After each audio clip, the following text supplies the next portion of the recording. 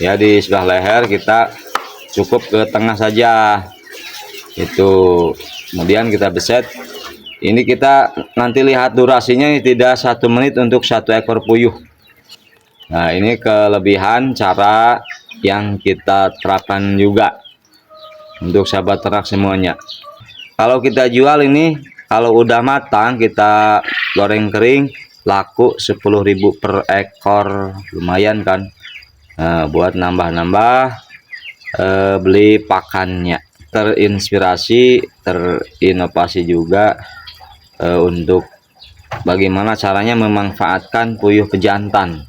Ini bisa kita lakukan penyembelihan sendiri, kita jual ke tetangga, titipkan di warung-warung, atau buat konsumsi kita. Ini hasilnya nih 40 hari. Dagingnya coba di zoom, didekatkan, kurang bawah. Assalamualaikum warahmatullahi wabarakatuh. Sampurasun sahabat ternak, utamanya sahabat ternak Pamsil Riksa. Terinspirasi dari channel tetangga sebelah dia yang ada di Bandung, telah mentutorialkan cara membersihkan puyuh setelah disembelih agar cepat dan mengefisiensi waktu. Mari kita dipraktekkan di PAM kita, karena kita tahu persentase burung puyuh ketika kita tetaskan itu hampir 50% pejantan, 50% betina. Kemungkinan belum ada ilmiah ya yang membuktikan, bahkan kita sortir dari telur yang opal, yang lonjong, atau yang bulat. Ini kita telah uji coba, hasilnya tetap tidak begitu efisien atau tidak begitu efektif. Tetap hasilnya hampir keseluruhan 50% pejantan, 50% betina. Nah, ini ada puyuh yang usia 40 hari, khusus semua pejantan. Ini ada 50 ekor. Kita sembelih dulu 15 ekor. Kita buktikan cara membersihkannya. Ya, silakan dipraktekkan. Ini pertama-tama dibuang dulu ya, ini sayapnya, karena sayap walaupun bagaimana kita tidak akan memakannya nih. Kemudian kepalanya kita pisahkan dari badannya, dan juga kaki-kakinya kita buang. Ini caranya. Kemudian kita pakai gunting ya, gunting yang tajam dari sebelah leher. Ya, di sebelah leher kita cukup ke tengah saja itu. Kemudian kita beset. Ini kita nanti lihat durasinya, tidak 1 menit untuk 1 ekor puyuh. Nah, ini kelebihan cara yang kita terapkan juga untuk sahabat ternak semuanya. Kemudian ini mau dikemanakan, ini kulitnya atau kepala dan kaki. Kebetulan kita akan Pamsil Riksa bergerak di integritas farming, ada juga perikanan. Jadi kita punya ternak lele, kita akan bakar, kemudian kulit dan kepalanya kita akan dikasih ke lele. Nah, ini ini baru berapa menit lah, 58 menit kalau kita lihat di durasi dari kamera HP kita. Nah, kemudian langsung dipotong ini sampai di belakangnya. Kemudian setelah bersih, kita masukkan lagi guntingnya ke arah depan, itu dari leher.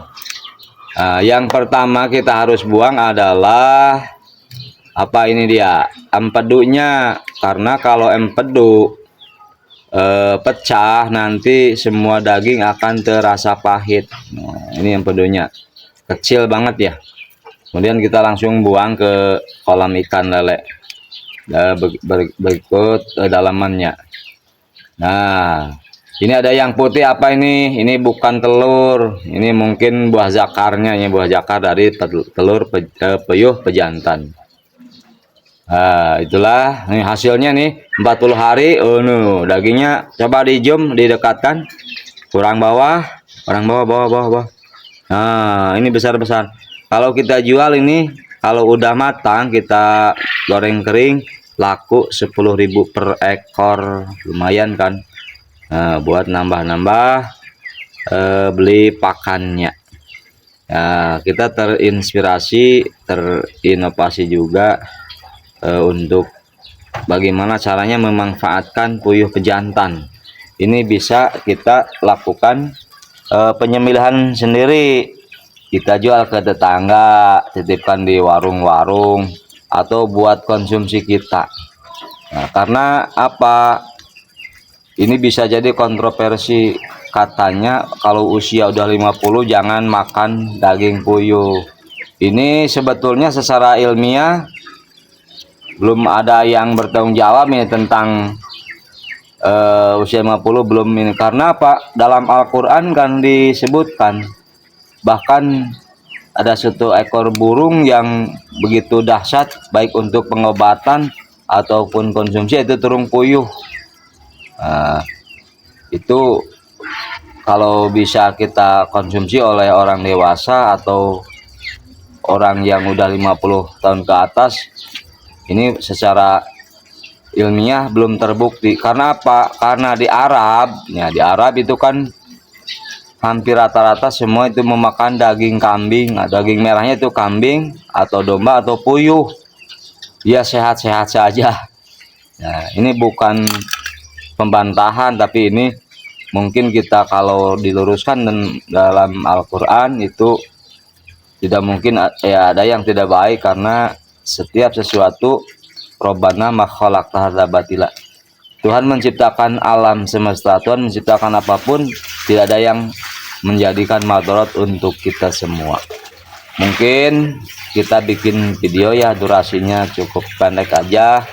Terima kasih atas perhatiannya. Mohon di subscribe agar channel kami semakin berkembang.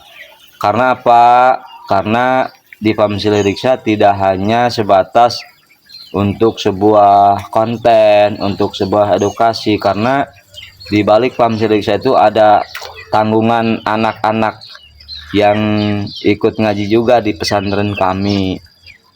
Mungkin sebagian donasinya kita untuk bayar listrik, untuk biaya makan, karena alhamdulillah di pesantren yang ada di kami ini, pesantren yang di bawah naungannya pesantren yaitu ada Farm Siliriksa, tidak memungut biaya apapun alias gratis.